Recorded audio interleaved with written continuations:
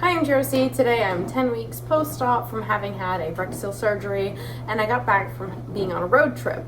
And I will say, I think that I kind of thought that it might make road trips more bearable, and it actually did. I didn't have to go to the rest areas as frequently, and I don't know if it's just because I didn't drink as much water, that I don't think that's the case. I tried to drink next to nothing on any trip I had done in the past, but it was a lot more comfortable. I will say though that my first time doing a road trip again, glute cramps, cramping on my backside. It just was uncomfortable, and and it lasted, like, with some of my exercising and everything. If I exercise to the point where I start to feel things, either calm down or just stop at that point, or if I'm doing a lot, I can just rest for a little bit and it kind of goes away. But with the road trip, about 2 hours into it, so it seems like it's that 2 hour mark, which I hadn't done since having the surgery. At that 2 hour mark, I get cramps, and then it takes like a solid day for them to go. The other thing was I had the opportunity to use the gym, and where there's like equipment so that things could be assisted. And I have found that with the diastasis and the rectocele, I wasn't training my core because I didn't want to have to worry about holding everything in, holding everything tight. So it does make it easier to start working on my abdominals. But I do need to actually build up my ab strength again to be able to improve more on weights. So I was able to, because I had the Smith machine and a leg press at this gym, I could put higher weights on the Smith machine, and immediately my back was tired. And I've been having, since surgery, and even a little bit before surgery, but I've been having some back issues, and having a weak core, my back muscles are having to overcompensate. So I need to do more abdominal exercises, and I'm going to be doing that. So I got to use a leg press, I got to use a Smith machine, and I think that I'm going to look at the gyms near me because I miss having that equipment. My home gym is great, so if it's really bad weather, if it's the kind of thing where my husband's been busy for a while and I don't have any childcare, I have it here, and it's been doing really well. Like, I've actually been gaining muscle in my whole body, not just upper. Like, even with lower body, I've been able to gain muscle. But I do think that having specified machines is great. And I did find, like, the leg press, I didn't get any back pain from that, probably because the way you have the seating and everything.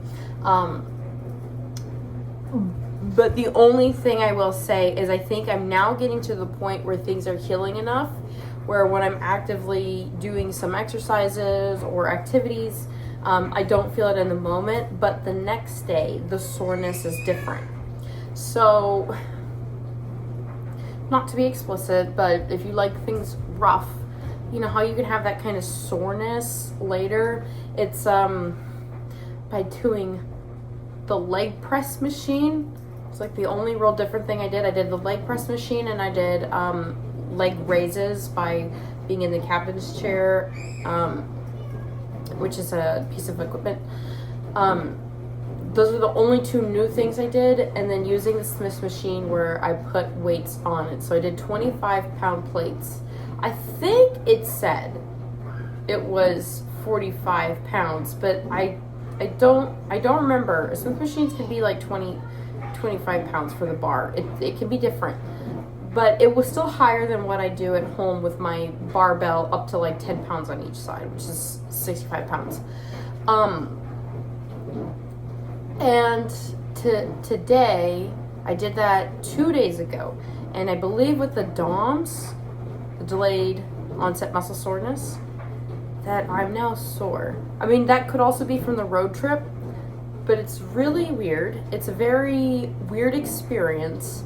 And I think it's all part of just things growing back together. That's what my doctor said, was that also just with the way nerves are, everything's just kind of trying to heal and recover still, and a lot of it does take like a full year. And it, like when I've looked at things like for breast lifts, augmentations, which I'm fully settled on not getting an augmentation. I'm not going to put implants in there. I would just like things to be raised. And then eventually, I do think I'm someone who would want to get a facelift in my 40s. I'm in my mid-20s now.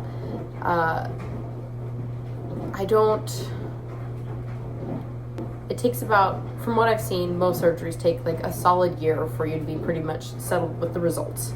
So that's what I have for today, and I hope this information was useful. I don't know how relevant it is, but considering exercises, at some point I'll do a video where I kind of demonstrate what I do. But I have to do that when I have a moment where where my kiddos aren't just like here being all loud, as you've heard bits here and there throughout this video. And if you are going through a recovery with this, or you're looking into this surgery and everything, a really good place that I found, well, not a place, but one thing that I found to be really useful in finding more information is by looking up forums for this.